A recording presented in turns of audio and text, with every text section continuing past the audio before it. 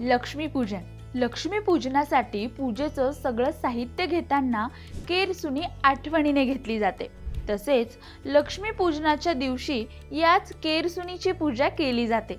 सामान्यतः अमावस्या ही अशुभ मानली जाते, पण दिवाळीतील अमावस्या ही कोजागिरी पौर्णिमेसारखीच पवित्र मानली जाते.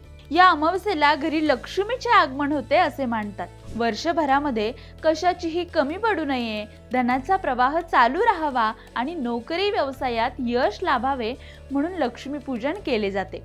लक्ष्मीपूजनाच्या दिवशी अलक्ष्मीचे निर्मूलन करण्याला सुद्धा मोठे महत्त्व आहे.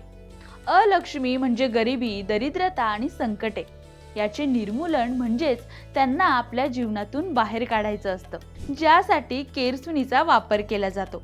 अलक्ष्मीला नेहमी अस्वच्छतेसोबत जोडलं जातं आणि याच अलक्ष्मीला हटवण्याचं काम केरसुणी करते. केरसुणीने झाडून कचरा बाहेर टाकला जातो. कचरा म्हणजे अलक्ष्मी आणि तो साफ करण्याचे काम केरसुणी करते, म्हणून लक्ष्मीपूजनाच्या दिवशी केरसुणीची पूजा केली जाते. तर काही अभ्यासकांच्या मते रात्रीच्या वेळी रजतम गुणांची निर्मिती सर्वाधिक असते. या रजतम गुणांची फ्रिक्वेन्सी घरातील कचऱ्याकडे आकर्षित होते आणि हा रजतम गुणांनी भरलेला कचरा घराबाहेर टाकला तर घरातील वातावरण प्रसन्न राहण्यास मदत होते. त्यामुळे रात्रीच्या वेळी घरात झाडू मारणे चांगलं असल्याचं सांगतात व हाच लक्ष्मीपूजनाच्या पूजेमागचा शास्त्रीय आधार असल्याचं सांगितलं जातं. तर तुम्ही लक्ष्मीपूजनाच्या दिवशी काय करता ते कमेंट करून आम्हाला नक्की सांगा.